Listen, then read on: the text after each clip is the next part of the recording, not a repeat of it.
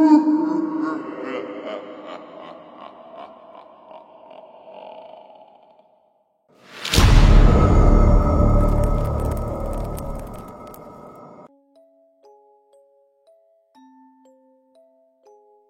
masuk ke ceritanya, saya akan menjelaskan tentang cerita kali ini. Sanda adalah hantu Kalimantan yang hampir mirip kayak Miss Kunti. Semasa hidupnya dia melakukan hal-hal yang tidak baik terhadap suaminya. Hantu ini bisa mengganggu warga dan mungkin juga akan melakukan hal-hal yang membahayakan apabila ia tidak senang dengan seseorang. Cerita ini diambil dari cerita nyata. Tak usah berlama-lama lagi, mari kita masuk ke ceritanya. Pengalaman pribadi di tahun 2010. Pengalaman ini terjadi saat aku sedang hamil 4 atau 5 bulan, anak kedua. Sore itu, aku dan Lia berangkat ke sebuah desa P yang tak jauh dari tempat kami tinggal. Hanya memerlukan waktu 25 menit untuk sampai ke sana. Kami sudah merencanakannya beberapa hari yang lalu. Sesampainya di desa itu, aku dan Lia mampir ke rumah sepupuku, Kak Jena. Lia adalah adik ipar, istri dari adik bungsuku. Kak, benar ya cerita itu? Kami bertanya. Iya benar, baru aja orangnya meninggal, sahut Kak Jena. Sudah dikubur ya Kak? Timpalku lagi. Sudah, baru aja dikubur. Oh, itu yang ada rombongan orang tadi kan? Iya bener. Padahal kesini mau lihat orang itu, Lia berujar. Hari menjelang maghrib, Lia mengajakku pulang. Tapi kuputuskan pulang setelah maghrib. Kak, kami pamit pulang. Nanti kemalaman, jalan udah sepi, kami takut. Pamit kami. Iya, hati-hati di jalan, awas kalau ketemu. Kak Jena langsung ketawa terbahak sambil mengolok aku dan Lia. Aku pun langsung merinding. Ih, amit-amit kalau sampai ketemu hantu Sanda itu. Jalan di desa itu memang benar-benar mencekam. Tak ada satu orang pun yang berani keluar rumah, pun warung yang masih buka. Padahal baru habis maghrib, sekitar jam 6:30 malam. Aku dan Lia segera melajukan sepeda motor yang kami kendarai. Kira-kira di jembatan dekat kantor PDAM. Aku melihat bayangan putih di bawah pohon pisang. Segera aku mencolek Lia. Ya, itu apa di bawah pohon pisang? Tanyaku. Diam dong Kak, jalan aja terus. Lia menempelkan jari telunjuk ke bibirnya. Saat melewati pohon pisang itu, tercium bau bunga melati bercampur bau busuk. Dan aku pun sempat melirik ke arah benda putih itu. Astagfirullahaladzim, subhanallah, la ilaha illallah, Allahu Akbar. Seketika aku beristighfar. Entah apakah Lia melihat atau tidak, tubuhku bergetar hebat saking takutnya. Untung aku masih bisa mengendalikan laju motor. Aku melihat seorang wanita dengan wajah yang busuk dan sangat lebar. Separuh wajah itu ditutupi oleh rambut yang panjang dan amburadul. Karena ketakutan melihat benda putih itu, mulutku gak bisa diam, terus nyerocos. Ya, kamu tadi melihat Sanda kan? Tanyaku. Lia diam 1000 bahasa, tapi tangannya terus mencolek-colek aku. Iya, bau harum dan bau busuknya masih tercium. Tanpa sadar, aku melihat ke belakang melalui kaca spion. Astagfirullahaladzim, hantu itu mengikuti. Aku pun makin ketakutan. Tak terasa, air mataku jatuh. Ingin aku berteriak karena takut. Aku pun menangis. Lia yang kuajak ngomong pun tetap tak bisa bersuara. Dia hanya memintaku untuk terus membaca ayat-ayat Allah. Sepanjang perjalanan kami hanya diam membisu. Terasa lama untuk sampai kembali ke rumah. Tapi sayang, ketegangan itu kurasakan belum berakhir. Tanpa kami sadari, Rumah-rumah yang berjejer satu dengan yang lainnya tiba-tiba lenyap. Kami berada di jalan yang sangat gelap gulita. Tak kulihat bintang ataupun bulan. Begitupun lampu-lampu dari rumah warga. Hanya sinar lampu motor yang menerangi. Lia makin erat memeluk pinggangku, dan aku pun merasakan motor ini tidak berjalan di aspal, tapi seolah-olah terbang. Aku dan Lia semakin gemetar. Kami terus membaca ayat-ayat suci yang kami bisa. Tiba-tiba, dalam sekelip mata, kami sudah berada di dekat pasar dadakan. Itu artinya tak lama lagi kami tiba di rumah. Saat itu, aku hampir saja menabrak seseorang yang ingin menyeberang jalan. Alhamdulillah, aku mampu mengendalikan laju motor dan sempat ngerem, sehingga tidak terjadi hal yang tak diinginkan. Akhirnya, kami pun sampai di rumah. Tapi ternyata, bukan hanya malam itu saja kami diganggu. Akhirnya kami pun tiba di rumah dan berharap setan itu tidak mengikuti kami sampai ke dalam kamar. Tempat kami memiliki 2 bangunan rumah. Satu rumah agak kecil berada di paling depan, ditempati oleh Lia, adik iparku, bersama suaminya, yaitu adik bungsuku.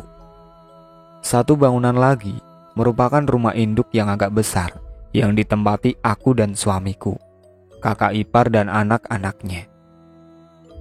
Pagi harinya, kami pun menceritakan itu kepada kakak ipar dan keponakanku. Alhasil, cerita itu jadi guyonan mereka. "Kenapa nggak difoto aja seandainya?" kata keponakanku Faisal. "Iya, coba diajak selfie bareng," kakak iparku menimpali. "Jangan aneh-aneh deh kak, kalau ditemuinya baru tahu rasa." Kami pun tertawa. "Kalau dia menemuiku, aku ajak selfie bareng deh," lanjut kakak iparku lagi. "Semoga saja kakak nanti ditemui." Malam pun tiba, aku merasa was-was sekali. Mau kemanapun aku selalu meminta temani suami, takut ketemu lagi. Malam berlalu menjadi pagi. Alhamdulillah, malam itu tidak terjadi apa-apa. Sampai kutanya Lia, syukurlah. Dia pun mengalami hal yang sama sepertiku, tidak diganggu. Selama 3 malam kami tidak mendapat gangguan, sampai tibalah saat malam itu. Semenjak sore cuaca sudah tidak bersahabat, sangat mendung dan gelap. Gelegar guntur dan percikan kilat menyambar di udara. Suasana sangat mencekam. Saat itu, jam menunjukkan pukul 9. Karena cuacanya dingin, kami pun memilih untuk segera tidur. Aku yang merasa gelisah saat itu, sangat sulit untuk memejamkan mata. Sampai akhirnya hujan turun. Cuaca dingin akhirnya membuat mata mengantuk dan tertidur. Belum lama berselang, aku tertidur. Aku merasakan ada yang menindih tubuhku. Begitu sangat berat, entah mimpi atau tidak. Tapi ku rasakan begitu nyata. Suasana gelap yang membuatku takut. Aku berusaha untuk menggapai suamiku yang tidur di samping, memintanya segera menyalakan lilin. Mendadak tanganku kaku dan tidak bisa bergerak. Apa yang terjadi? Di lain tempat, sudut pandang Lia. Hujan yang lebat memaksaku untuk segera bangun dan memindahkan air hujan itu ke ember dan drum yang kosong. Aku pun segera membangunkan suamiku dan meminta tolong padanya. Hujan yang lebat dengan guntur dan petir yang menggelegar disertai padamnya listrik membuat suasana makin mencekam. Saat aku dan suamiku menimba air hujan, aku mendengar suara seperti kuku yang tajam menggores dinding berulang-ulang. Suara geraman dan suara memukul-mukul. "Bang, kamu ya yang batuk tadi?" kataku kepada suamiku. "Gak ada tuh," sautnya. "Coba dengar sekali lagi." Benar. Kami pun segera berlomba masuk ke kamar. Di tempat yang berbeda, sudut pandang kakak ipar dan keponakan.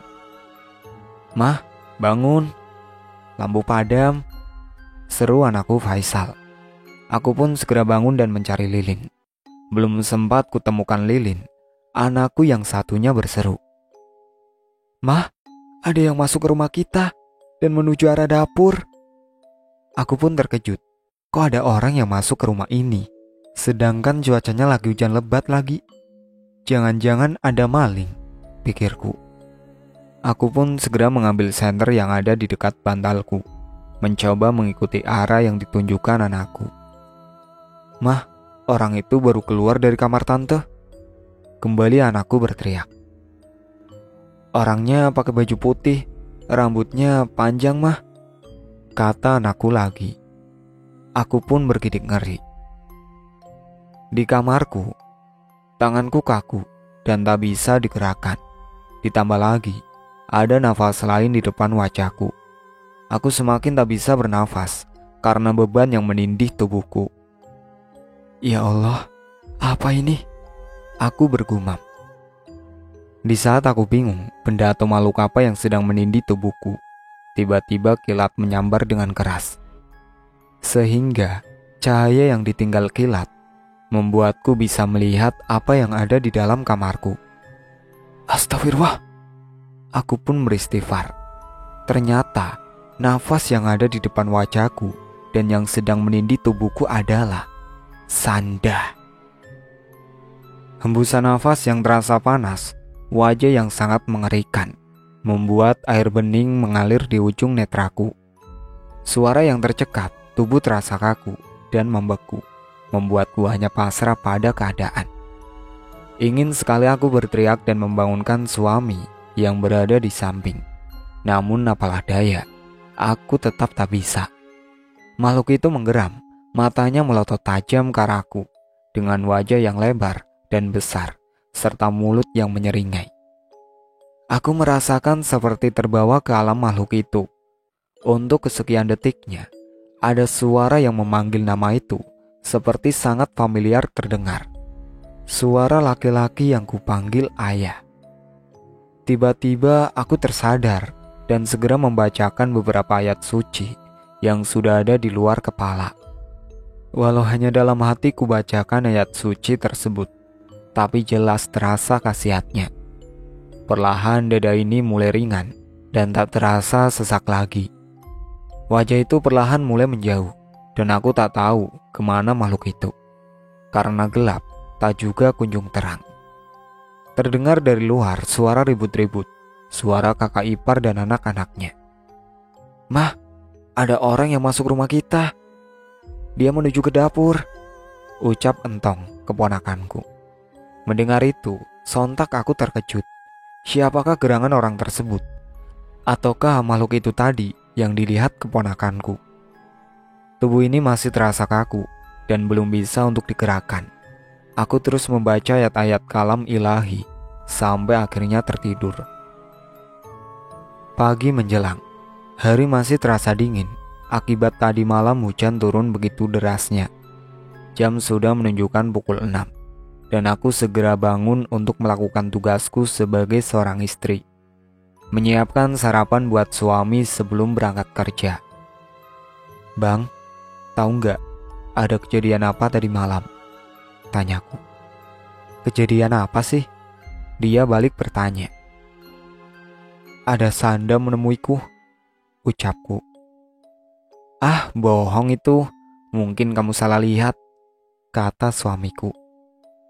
Ya sudah, kalau nggak percaya, gak usah diceritakan. Benci aku sama orang yang gak percaya. Terserah kamu aja, jawabnya. Setelah selesai makan, aku pun mengantarkan suamiku ke depan rumah. Setelah dia berangkat, aku kembali masuk ke dalam dan menyalakan televisi. Walau televisi menyala, tapi pikiranku kembali pada kejadian tadi malam. Benar gak ya, tadi malam itu Sanda yang datang? Gumamku lirih. Saat sedang memikirkan kejadian itu, tiba-tiba seseorang mengejutkanku dari belakang. Woi, jangan melamun, ntar kesurupan, ujar kakak iparku. Astagfirullah, kakak ini ngagetin aku aja, kagetku. Tadi malam kami melihat ada orang yang masuk dan menuju kamarmu. Emang ada ya orang masuk? Tanya Sinah, kakak iparku. Gak tahu juga kak, tapi tadi malam emang seperti ada orang. jawabku. Benar tuh, tadi malam aku lihat seseorang pakai baju putih masuk ke kamar Ante, kata ponakanku Entong. Wah, jangan-jangan itu Sanda. Tadi malam menindih tubuhku, Kak, ucapku lagi sambil bergidik. Aku juga lihat tadi malam tuh, sampai kami mencari pemukul. Takutnya kalau itu emang maling, timbal Fahmi keponakanku juga. Nah, tadi malam kami juga ditemui, seperti mencakar dinding gitu, pakai kuku panjang. Tiba-tiba Lia datang ikutan nimbrung. Yang benar, ngeri deh melihat wajahnya. Kak Sina sih bercandanya ingin berselfie segala, lanjutku pula. Biarin, nanti Kak Sina lagi yang bakal ditemui, biar tahu rasa, timpal Lia. Jangan deh, jadi aku takut juga, ucap Kak Sina. Senja menjelang, matahari sudah tenggelam di ufuk barat. Saat itu kami sedang makan malam bersama. Namun tiba-tiba tercium bau yang sangat menusuk. Bau apa ini sih? Tanyaku. Kamu yang kentut, Sal? Tanya Kak Sina pada anaknya Isal. Nggak ada tuh, aku kentut. Ini sih bau got, kata Isal. Tak berapa lama, suara ayam ribut-ribut di samping rumah. Coba lihat sana, Sal, barangkali ada maling tuh, perintah Kak Sina pada Isal. Isal pun langsung membuka jendela yang langsung menghubungkan pada kandang ayam samping rumah. Ayam yang terus berkokok dan ribut seperti ada sesuatu di sana, membuat Kak Sina langsung menuju ke kandang ayam tersebut. Dengan senter di tangan, Kak Sina melihat keadaan ayam-ayam peliharaannya. Astaga! Kak Sina berteriak.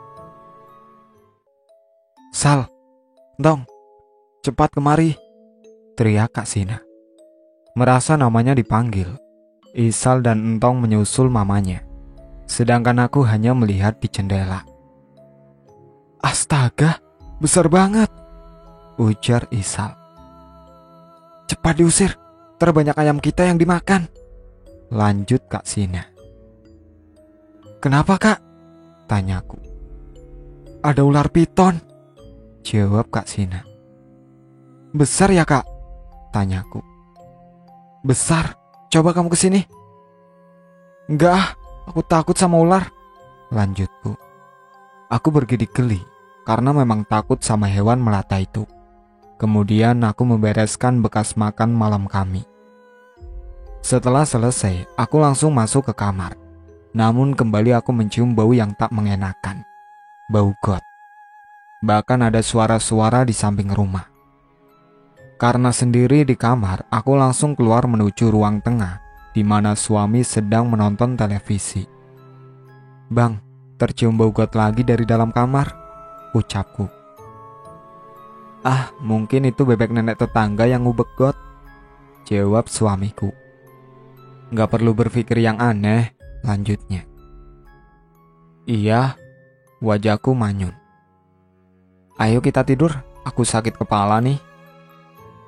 Kamu duluan aja sana. Takut aku, Bang. Penakut sekali. Ayo dong, aku mulai merengek. Nanti filmnya lagi rame. Karena kesal, aku keluar menuju ke tempat Lia, adik iparku, yang hanya berdampingan rumahnya dengan tempat kami tinggal. Ya, tahu nggak ada ular besar memakan ayam Kak Sina? Tanyaku. Kapan? Itu di dapur baru saja, ularnya mungkin masih ada. Mendengar itu Lia dan suaminya, Iwan, langsung menuju arah dapur untuk melihat ular tersebut. Aku pun ikut menyusul mereka. Suamiku yang sedang menonton televisi masih asik di sana, tanpa menghiraukan kami yang melewatinya. Gus, gak mau ikut melihat ular di kandang ayam? Tanya Iwan. Enggak, tadi sudah, jawab Agus suamiku. Sementara Kak Sina, Entong, dan Isal masih berupaya menangkap ular besar itu. Dengan membawa tombak, mereka mencoba melumpuhkan ular piton itu. Mungkin ular itu sudah kekenyangan memakan ayam, maka perlawanan ular kurang gesit. Walau kurang gesit, Entong dan Isal belum berhasil menangkapnya. Tak berapa lama, ada beberapa tetangga datang untuk melihat. Mungkin mendengar suara kami yang gaduh. "Kenapa sih, Nah?" kata Bang Ian, tetangga sekaligus masih keluarga kami juga. "Ada ular, Bang, memakan ayam orang," jawab Kak Sina. Bang Ian dan Bang Udit, tetangga kami juga, membantu untuk menangkap ular tersebut. "Jangan dimatiin, kita jual di rumah makan rica-rica," lanjut Bang Udit. Dengan beberapa cara dan memakan waktu setengah jam, dari Bang Ian dan Bang Udit datang, akhirnya ular itu bisa ditangkap. Bersama Bang Udit, Entong dan Isal menjual ular tersebut. "Nah, beberapa malam ini ayamku juga hilang. Mungkin dimakan ular juga ya?" ujar Bang Ian. "Tapi nggak ada bekasnya sama sekali," lanjutnya. Saat mereka ngobrol, aku langsung masuk ke kamar karena merasa sudah mengantuk. Di kamar, ternyata suamiku sudah tertidur di sana. Dia tidur memunggungiku saat aku masuk. Ternyata dia sudah tidur, kesalku. Aku segera berbaring di samping suamiku, tapi hidungku kembali mencium bau yang tak mengenakan. Bau busuk bercampur bau got. Ingin sekali aku membangunkan suami yang sedang tidur, namun itu tak terjadi.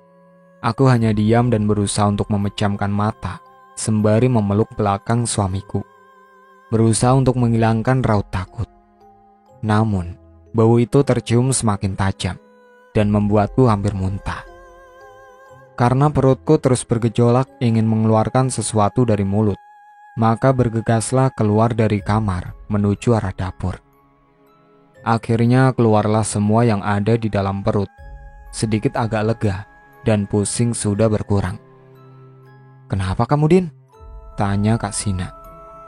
"Di dalam kamar tercium bau busuk dan bau got, Kak," jawabku. "Aku gak ada mencium," ujarnya. "Bau banget, makanya aku sampai muntah." "Kenapa, Mah?" Tiba-tiba suamiku datang. "Muntah, Bang, gara-gara mencium bau busuk dan bau got di kamar," ujarku. "Gitu ya, kami gak ada mencium bau sejak tadi," ucap suamiku. "Jelas saja gak mencium, kamu kan tidur," lanjutku. Kak Sina dan suamiku tertawa. "Kenapa tertawa?" tanyaku kesal.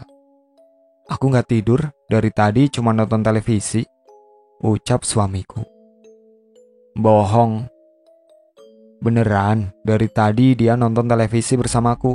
Setelah ular tertangkap dan Bang Ian pulang, aku langsung menonton televisi dan bercerita dengan Agus," terang Kak Sina. Dek, jantungku terasa mau copot. Lalu siapa yang tidur di kamar tadi? Dan juga siapa yang kupeluk?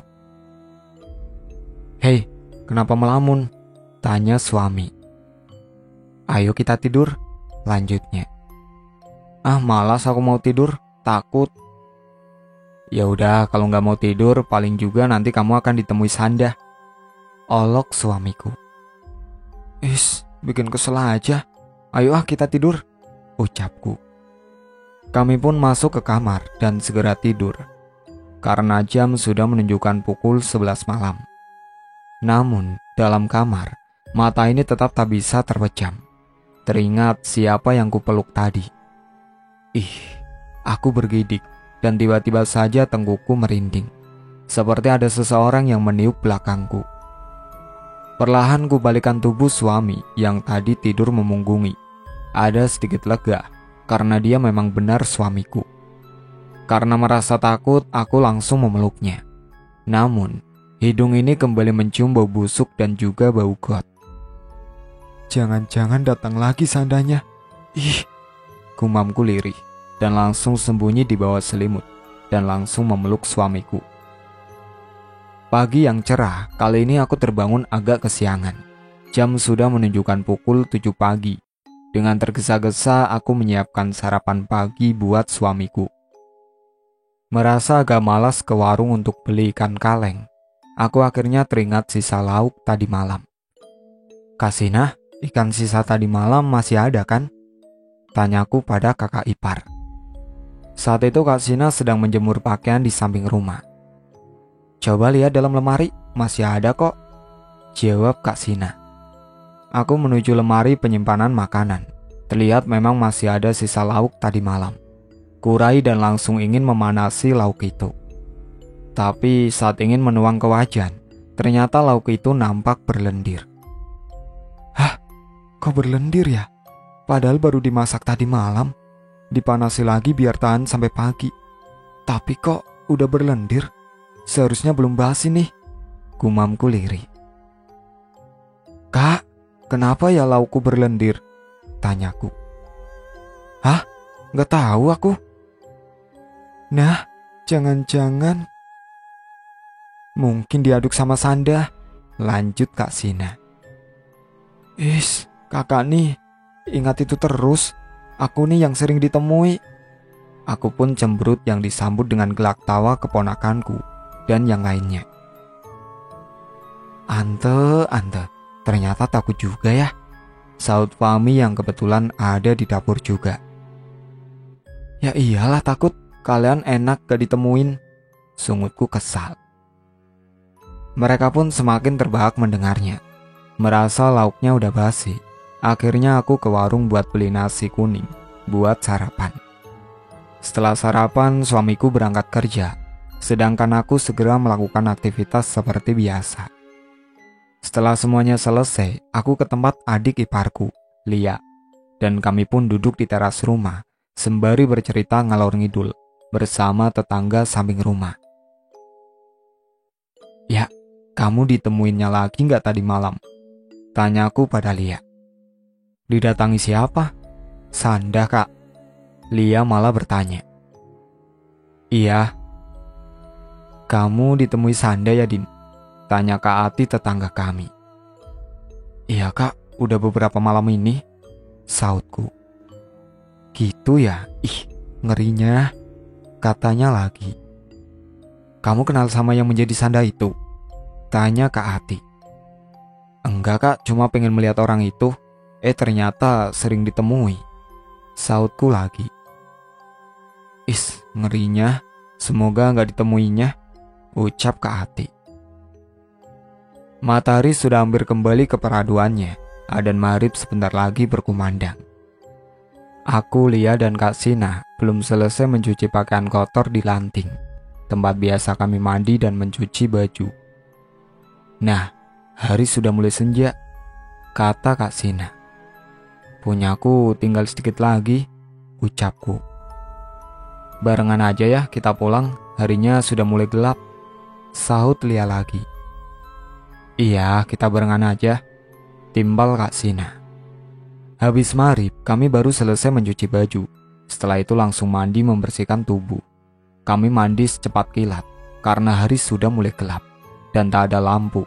Takutnya kalau ada ular atau buntal. Selesainya kami langsung pulang menyusuri jalan kecil di samping rumah warga. Sebelum sampai rumah, kami harus melewati rumah tua angker dan beberapa kuburan. Di antara perkuburan dan rumah tua angker itu, berjajar beberapa pohon pisang. Sangat menyeramkan saat melewati tempat itu, bikin merinding. Tinggal 10 meter lagi, maka kami akan sampai di pintu belakang rumah. Namun tiba-tiba, Kak Sina langsung berlari. Aku dan Lia pun ikut berlari, tanpa tahu apa yang telah terjadi. Ayo cepat lari, itu ada apa di bawah pohon pisang? Teriak Kak Sina. Sebelumnya saya akan jelaskan, dari sini kita akan menggunakan sudut pandang orang ketiga. Setelah Kak Sina berteriak dan berlari, Dini dan Lia pun ikut berlari. Kak, apa sih yang kakak lihat itu? Tanya Dini. Aku melihat bayangan putih di bawah pohon pisang, entah pocong atau apa. Makanya aku lari, terang Kak Sina. Hah? Yang bener, Kak? Tanya Lia lagi. Saat Lia, Dini, dan Kak Sina pulang mandi dari sungai, Kak Sina memang melihat sosok bayangan putih di bawah pohon. Bukan pocong, tapi sosok yang memang selalu mengikuti Dini dan Lia dari desa P, yaitu Sanda. Sanda itu akan menemui mereka yang selalu menyebut namanya dan yang ingin mengetahui tentang keberadaannya. Masa aku bohong? Makanya tadi aku lari. Cepat tutup pintu itu, terang Kak Sanda. Dengan segera Lia pun menutup pintu dapur. Saat pintu akan ditutup Lia melihat sekelebat bayangan putih. Astagfirullah. Lia langsung menutup dan menguncinya. Selain melihat bayangan itu, tiba-tiba mereka mencium bau busuk yang sangat menyengat. Nah, betul kan? Pasti yang itu datang, ucap Dini lagi. Mereka bertiga pun segera berlari ke dalam ruangan tengah. Tak berapa lama, terdengar suara ayam di samping rumah sangat ribut. Mereka bertiga hanya saling berpandangan dengan wajah terkejut dan ketakutan. Mah, ayam itu kenapa? Tanya Fahmi anak Kak Sina. Jangan dilihat, biarkan saja, ujar Kak Sina. Namun, Fahmi yang penasaran pun segera memeriksa kenapa ayam bisa sangat ribut. Dibukanya pintu jendela samping, Lia yang masih tegang, tak ingin lagi merasakan lebih tegang lagi. Dia segera berlari menuju ke rumahnya. Mi, gak usah dilihat, biarkan ayam itu, ntar berhenti sendiri. Kak Sina sekali lagi memperingati Fahmi. Takutnya Fahmi akan sama ketakutan kalau sampai melihat. Tapi Fahmi sangatlah ngeyel. Dia tetap membuka jendela dengan lebarnya. Saat jendela terbuka, Fahmi melihat sesuatu di antara gelapnya malam. Mah, itu apa ya? Tanya Fahmi. Dengan gerakan cepat, Kak Sina langsung menutup jendela yang Fahmi buka. Dia pun membisikkan ke telinga Fahmi, anaknya. Mungkin itu Sanda, bisik Kak Sina. Dini yang sedari tadi hanya mematung, tak juga kunjung ke kamarnya karena ketakutan. Kak, benar ya, itu Sanda? Dini berbisik pelan. Mungkin, aku juga gak berani melihatnya, ujar Kak Sina. Dini pun semakin terlihat ketakutan. Dia teringat saat Sanda itu menemuinya di malam hujan badai. Suami Dini saat itu memang belum pulang kerja karena ada lembur. Kak, aku gak berani ke kamar sendirian. Kak Sina dan Dini yang ketakutan kini hanya duduk di ruang tengah, tempat biasa mereka menonton televisi. Dengan tetap memakai sarung yang diikat di antara bahu, mereka tak berani untuk berganti baju ke kamar masing-masing.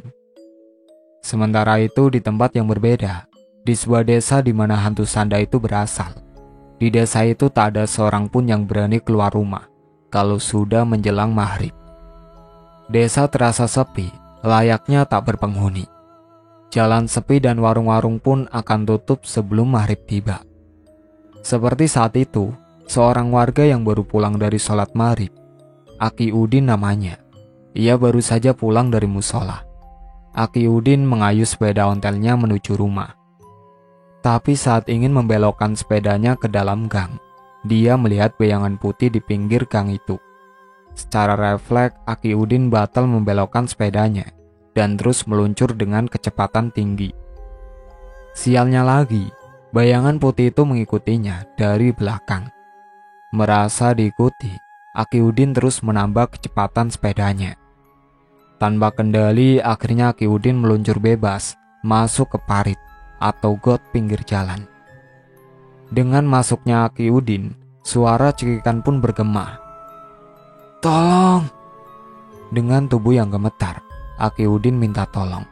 Selanjutnya dia pun pingsan dengan tubuh bersandar pada sepeda ontelnya.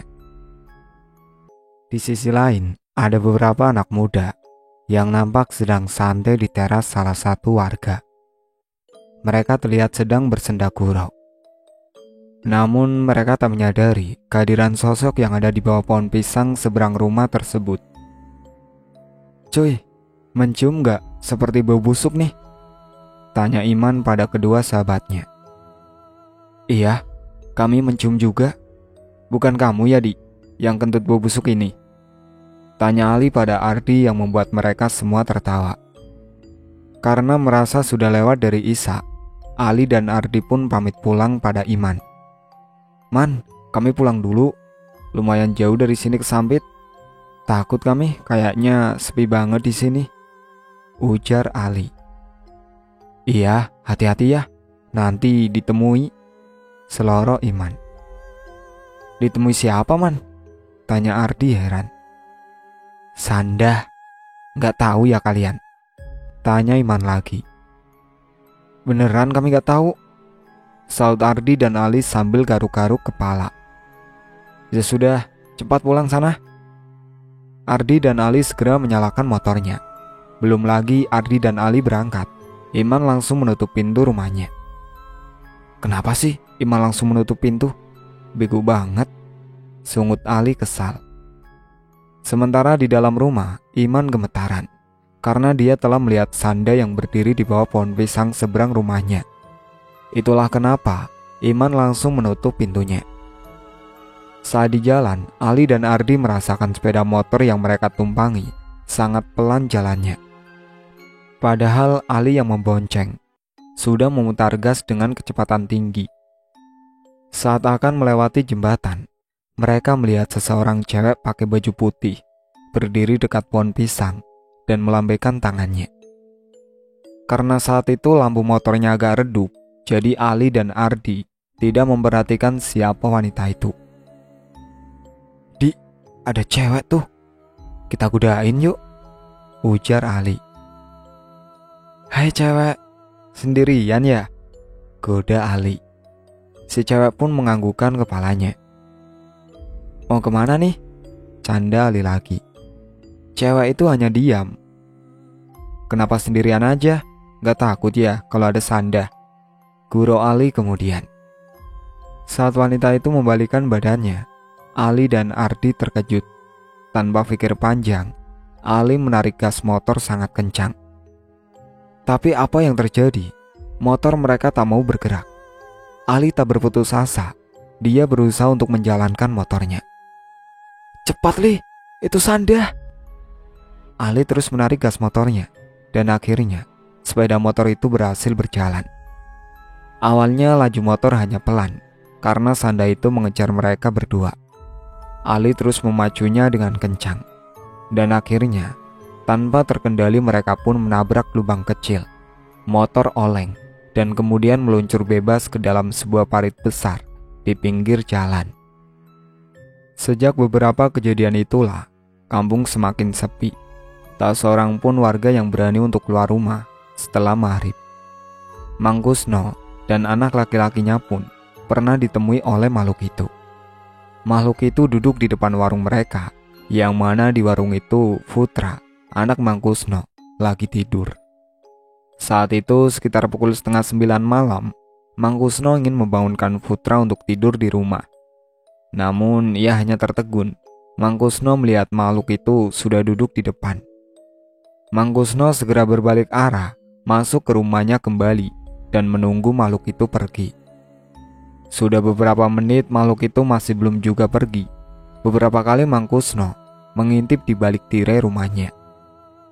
Ya ampun, Sanda itu belum juga pergi. Gimana dengan Putra ya? Gumam Mang Kusno. Mang Kusno begitu sangat gelisah. Dia sangat mengkhawatirkan keselamatan Putra. Dia takut kalau Sanda itu mengganggu anaknya. Bolak-balik Mang Kusno mengintip di balik tirai jendela kaca rumahnya. Mungkin ada 8 kali dia mengintip, menunggu Sanda itu pergi. Saat Mang Kusno ingin mengintip lagi untuk yang kesekian kalinya, dia sangat terkejut. Matanya melotot dan dadanya berdebar. Seluruh tubuh Mang Kusno bergetar. Hampir saja ia terkencing di celana. Bagaimana tidak, saat ia membuka tirai, dia dikejutkan oleh wajah Sanda yang tepat di hadapannya. Hanya terhalang oleh dinding kaca. Astagfirullah. Mang Kusno mengucap istighfar. Dengan segera, ia menutup kembali tirai dan segera mengambil langkah 1000.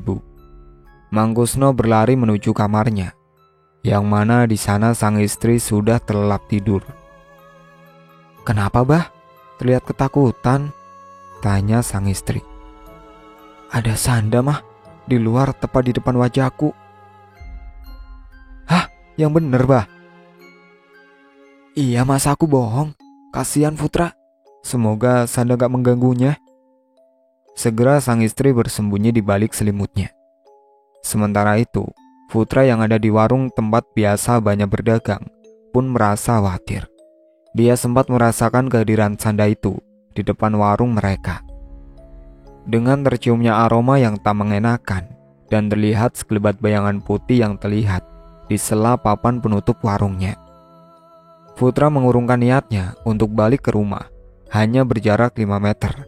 Dia takut kalau Sanda itu mengejarnya.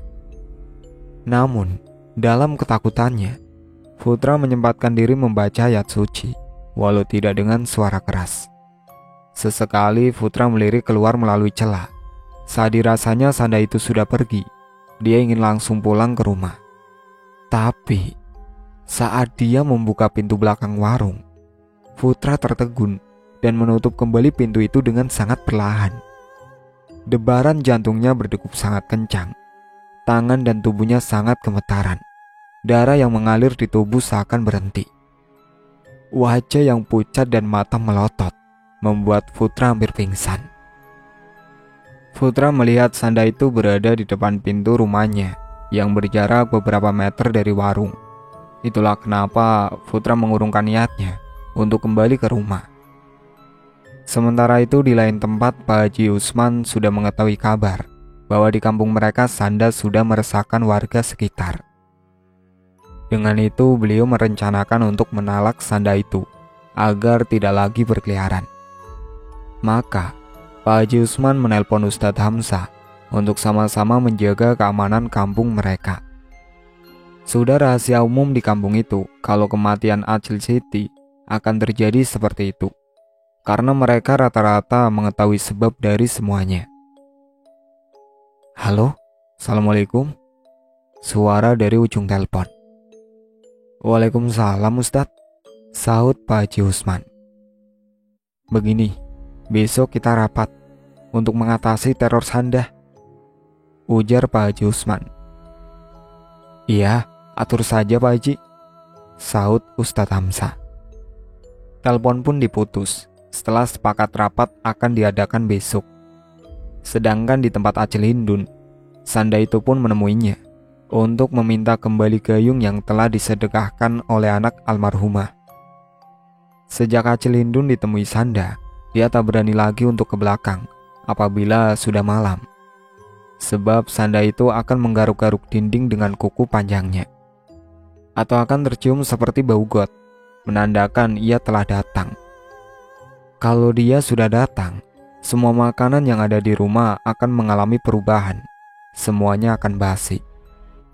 Pernah juga salah satu warga bercerita kalau semua peralatan make up-nya berantakan di atas meja rias. Padahal sewaktu malam masih rapi. Setelah diperiksa ternyata bedak, lipstik, dan apa saja di atas meja rias telah berhamburan isinya.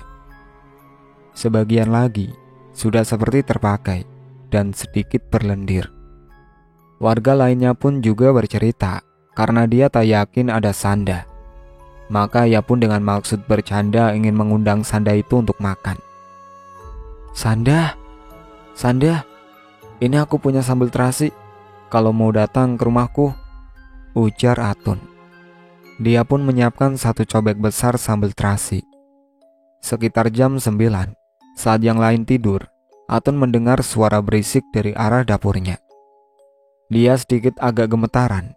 Dia pikir Sanda itu bohongan, dan ternyata Sanda itu membuka kelambu di mana Atun berbaring. Seketika itu juga wajah Atun berubah putih seperti kapas. Dia tak menyangka ternyata Sanda itu benar-benar ada. Atun pun akhirnya sakit selama kurang lebih 2 minggu. Pagi-pagi sekali, Pak Haji Usman sudah mempersiapkan tempat untuk rapat hari ini. Terlihat beberapa warga sudah mulai berdatangan ke tempatnya. Para warga itu juga ingin membantu mengatasi teror yang telah melanda kampung mereka. Bu Haji Usman pun sudah mempersiapkan makanan sekaligus buat sarapan warga yang sudah hadir. Tak berapa lama datanglah Ustadz Hamzah beserta beberapa warga lainnya. Kini yang hadir sekitar 10 orang, termasuk Ustadz Hamzah dan Pak Haji Usman. mereka merencanakan penangkapan jin jahat yang sudah menyerupai sebagai almarhum Acil Siti, yang mana disebut Sanda. Sebagian dari mereka ikut tahlilan di rumah duka, dan sebagian lagi harus ikut ke kuburan Acil Siti untuk menangkap jin jahat yang keluar dari kubur. Setelah semua sudah sepakat, akhirnya mereka semua bubar dan menanti maghrib yang sangat mendebarkan. Hampir menjelang maghrib, di rumah Acil Siti sudah diadakan tahlilan, sedangkan Pak Haji Usman dan Ustadz Hamzah juga beberapa warga sudah menunggu di depan kuburan. Di atas kuburan itu sudah disiapkan botol kaca yang lumayan tebal untuk menangkap roh jahat yang akan keluar. Namun sayang, perburuan di hari pertama tak membuahkan hasil. Roh jahat itu tak keluar dari kubur. Rupanya dia mengetahui kalau akan ditangkap. Begitupun hari selanjutnya, merasa sedikit gagal, Ustadz Hamzah mengatakan perburuan dihentikan karena tak membuahkan hasil. Malam ke-21 setelah kematian Acil Siti, atau malam ke-7 perburuan, menjelang maghrib, Pak Haji Usman dan Ustadz Hamzah diam-diam ke makam Acil Siti. Hanya mereka berdua yang ke sana, dan sesaat setelah azan berkumandang, ada saputi keluar dari makam Acil Siti. Dengan segera Ustadz Hamzah meletakkan botol kaca ke atas makam dan segera membacakan ayat-ayat suci Al-Quran. Asap itu menari-nari di udara dan kemudian masuk ke dalam botol yang sudah tersedia.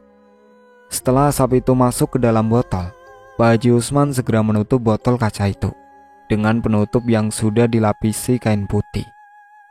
Sementara Ustadz Hamzah terus melantunkan ayat-ayat suci hingga selesai, dan asap yang di dalam botol kaca itu berhenti berputar. Alhamdulillah. Pak Haji Usman dan Ustadz Hamzah mengucapkan hamdalah secara bersamaan. Semoga kampung kita sudah tak ada teror lagi, ucap Ustadz. Amin. Ustadz, tadi tanganku panas, rasanya seperti terbakar, ujar Pak Haji Usman. Itu efeknya kalau kita menangkap jin, saut Ustadz. Ustadz Hamzah mengambil botol dari tangan Pak Haji Usman, kemudian membungkusnya dengan kain kuning dan putih 7 lapis. Selanjutnya mereka pun pulang ke rumah masing-masing. Keesokan harinya, sudah tak terdengar lagi kalau Acil Siti menampakkan dirinya. Itu berarti perburuan berhasil. Malam-malam selanjutnya, kampung pun kembali ramai seperti sedia kala. Itulah akhir cerita yang berjudul Sanda, yang ditulis oleh akun KBM yang bernama Kanza Sara. Sekian dari saya. Sampai jumpa lagi di cerita baru berikutnya.